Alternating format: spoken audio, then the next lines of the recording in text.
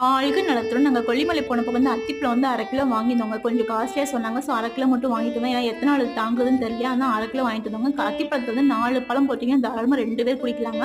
அதனால கழுவிட்டு பின்னாடி பக்கம் வந்து இந்த மாதிரி பார்த்தீங்கன்னா, லைட்டா பால் மாரி வருங்க. கத்திலே வந்து அந்த தோலெல்லாம் நல்லா சீவிட்டு, உள்ளுக்கு வந்து அறுத்து பார்த்தீங்கன்னா, இந்த பூவுல இருக்க மகரந்தம் இருக்கும் பார்த்தீங்களா, அந்த மாரி இருக்குங்க. ரொம்ப இனிப்பாலாம் இருக்காது இந்த பழம்.